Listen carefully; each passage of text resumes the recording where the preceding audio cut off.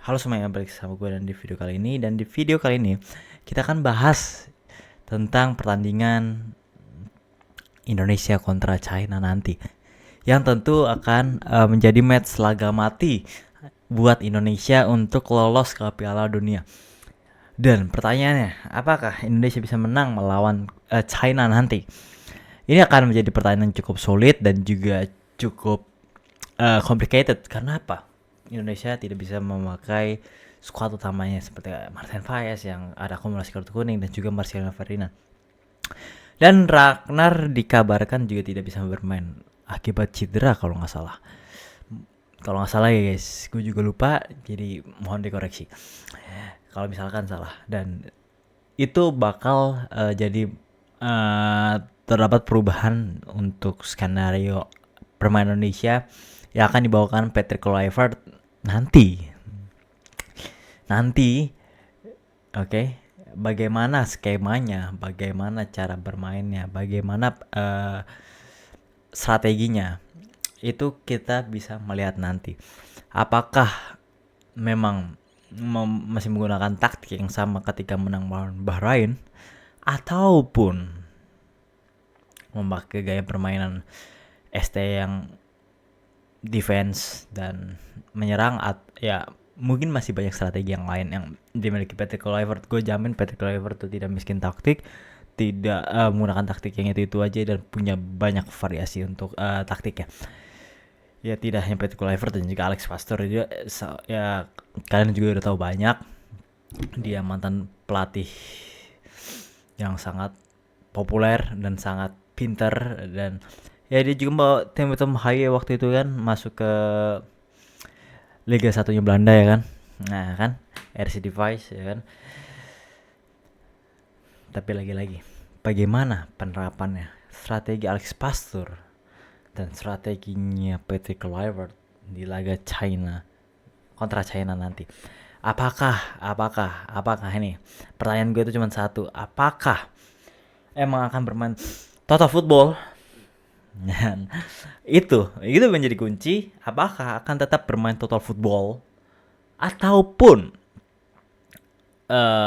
bermain counter attack, bermain defense, bermain objektif? Itu yang penting menang. Itu bakal kita lihat nanti. Jadi bila kalian yang berespek pasti kalah atau pasti yang pesimis lah, pasti coba ya bukan coba sih, lebih ke optimis aja, walaupun ya pesimisnya itu di beberapa aspek sih, kayak nggak ada Marcelino yang bisa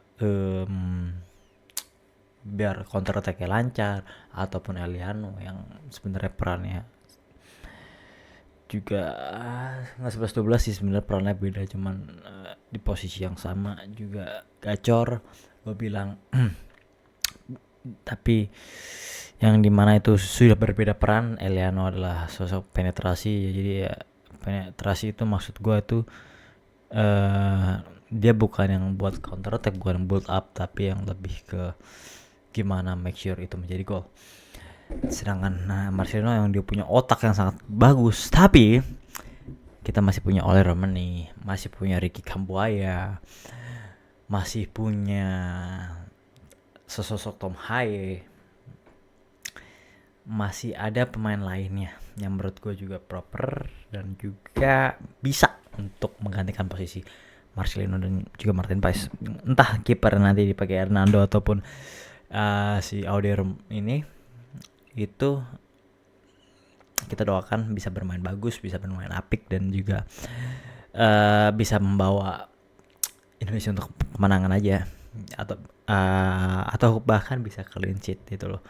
Untuk laga pembuktiannya Audero juga, apakah dia layak untuk masuk ke tim utama untuk menggantikan Martin Paes atau enggak, itu laga pembuktian itu ini. Jadi next pertandingannya bisa nge-compare bagusan Martin Paes atau Audero ataupun Hernando. Itu nanti yang akan pasti diseleksi oleh pelatih kan, pelatihnya langsung. Jadi ya kan, jadi bagaimana nanti permainannya. Tapi menurut gue sendiri, di pemikiran gue kita langsung to the point aja. Di pemikiran gue mainnya bakal tua football. Karena apa? Bermain bebas, gak ada tekanan yang mendalam. Misalnya kita udah pakai 5 back, kalau kita main full defense itu kita pasti akan auto press. Kenapa lu percaya main 5 back? Bukan 5 back ya, tapi 3 back, tapi plus 2 wing back. Bukan 5 back di belakang semua ya. Maksud gue itu main 3 back, ada 2 wing back. 2 wing back itu si kirinya si siapa tuh? Calvin Vertonghen. Dan di kanannya Sandy Walsh main gak sih? Kalau nggak Sandy Walsh ya siapa ya, lupa. Maaf. Pokoknya kayak Sandy Walsh, kirinya si Calvin Vertonghen, tangannya udah pasti trio itu. Justin Hubner, Rizky Ridho, dan juga Jaites. Itu udah trio, jangan diganti. Untuk starter ya, untuk pengganti terserah. Tapi untuk starter itu the best, cok. Udah nggak usah diganti-ganti, nggak usah diganti kombinasinya. Udah itu udah paling klop isinya. Rizky Ridho dengan disiplin, Jay Isis dengan leadershipnya, dan Hubner dengan mentalitinya pak. Mentalitas ini emang mentalitas untuk kebawa tim itu loh. Maksudnya apa ya? Dia tuh bisa naikin mental fans, dia bisa naikin mental teman-temannya ketika dalam kondisi yang krusial gitu loh. Dia tuh emang menurut gue the best itu, Justin Hubner dan juga Jesus tuh buat ngebangun mentality yang kokoh itu, wah gacor. Gue bilang gacor itu. Terus ya di midfield ya kadang ada Marcelino, ya paling main Ricky Kambuaya, ya Tom Hai, ya sama satu lagi ya mungkin si Joel gitu. Siapa lagi yang udah solid itu loh, maksud gue kan dia udah pada solid ya, iya kan, ngapain perlu diganti itu loh, maksud gue gitu guys.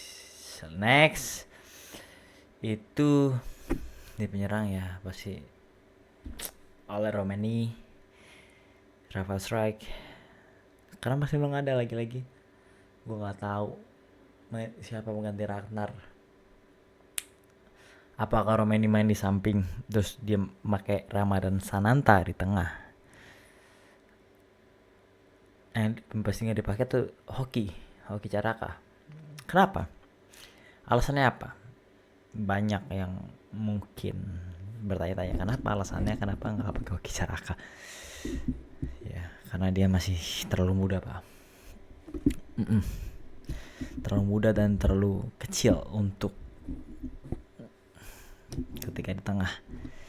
Kecuali ya lawannya back gede, back lambat, back yang kalau di sprint itu kalah itu loh. Itu Hoki Caraka apakah bisa dipakai? Cuman kalau back gede yang disiplinnya minta ampun, yang apa ya, effort untuk defense-nya kuat, disuruh Hoki disuruh mereka hancur Hoki pak, nggak bisa ngapa-ngapain. Berbeda dengan Ramadan Sananta yang bisa sedikit mengganggu pergerakan dari mereka, entah itu dia cutting ataupun segala macam tekniknya untuk mempermudah Ole Romeni dan misalnya Rafael Strike untuk cutting side atau nge-shoot dari luar kotak penalti dan segala macam, ataupun di Kambuaya yang dengan passing yang terakhir tuh yang cukup ciamik tapi tidak bisa dieksekusi dengan baik oleh Eliano. Cuman itu overall oke lah, Ramadan Sananta oke lah gitu. Dan walaupun itu Hoki masih bisa pakai nggak? Bisa. Kalau Neo gede bisa, tapi dia harus main false nine. Nggak bisa dia maju sendirian, no. Dia bukan Haaland gitu loh. Dia pasti main false nine dan segala macam, ya kan. Itu sih. Jadi ya kenapa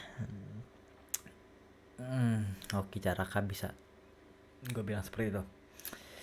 Jadi sekian aja, semoga Indonesia nanti menang. Ini juga obrolan santai, gua ngecil abis, gua nggak kayak punya persepsi oh Indonesia menang nanti oh Indonesia kalah, enggak. Semua tergantung pertandingan, jadi nggak ada yang mustahil, nggak ada yang impossible untuk terjadi pertandingan. Semuanya possible, dan mau menang mau kalah mau seri itu kita harus terima, Pak. Itu juga sebuah proses, dan semangat buat Indonesia. Semoga masuk pilun. Dadah, bye bye.